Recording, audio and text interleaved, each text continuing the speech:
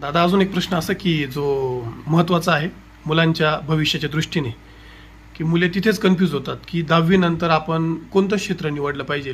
म्हणजे ह्या गोष्टीचा म्हणजे काय म्हणतो अडचण, आपण काय केलं पाहिजे ह्या संदर्भात अडचण पालकांनाही असते, मुलांनाही असते. ग्रामीण भागातल्या पालकांना जास्त असते. बरोबर आहे, ग्रामीण भागातल्या या पालकांना बाबतीत जास्त माझं असते. असं मत आहे की आपल्या मुलाची कॅपॅसिटी पाहावी, त्याला 1ली ते 10वी पर्यंत किती मार्क्स आहेत, ॲक्च्युअल मार्क्स किती आहेत.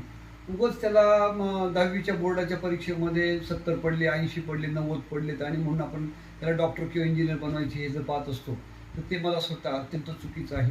त्याची जी कॅपॅसिटी आहे मला असं वाटतं 10वीच्या त्याच्या शिक्षकांना विचारावं, पण शिक्षक हे त्याचं चांगल्यापैकी परीक्षण करू शकतात आणि ते त्याला त्या चांगल्यापैकी मार्गदर्शन करू शकतात. पहिली गोष्ट.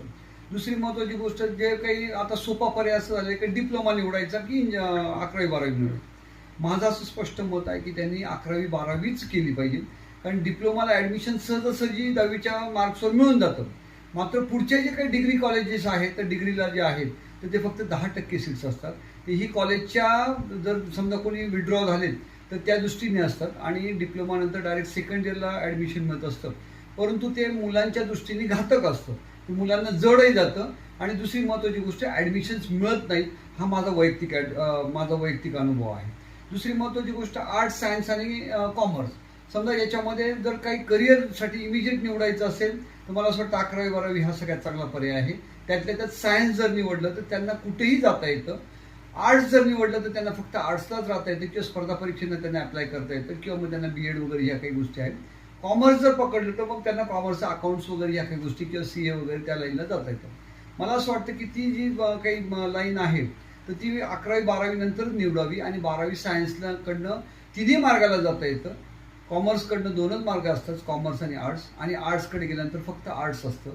त्यामुळे मला असं वाटतं की सायन्स ही बाजू निवडावी आणि डिप्लोमाचा पर्याय न निवडता त्यांनी 11वी 12वी करून आणि डिग्री कॉलेजला उतरावं. तिथे आता CETच्या परीक्षेमध्ये खूप सीट्स आहेत, नीट JEEच्या माध्यमातून सीट्स बरेचसे मिळतात. त्यामुळे ती सोपं प्रक्रिया झालेली आहे.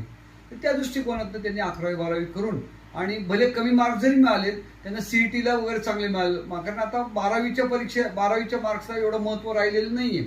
त्यांना फक्त एक क्वालिफाईंग मार्क्स असतात आणि क्वालिफाईंग मार्क्स नंतर नीट, JEE किंवा CET ह्या 3-4 असतात आणि प्रत्येक मॅनेजमेंट कोर्ससाठी म्हणून एक एक्झाम झालेली आहे. त्या एक्झाममध्ये जर क्वालिफाय झालं तर त्यांना त्यावेळेला सहज मार्ग निवडता येतो. आणि आता करिअरच्या संधी एवढ्या आहेत की तुम्ही कुठेही जा, फक्त चांगला अभ्यास करा, त्या ठिकाणी तुम्हाला करिअर घडवता येतं, असं माझं मत आहे.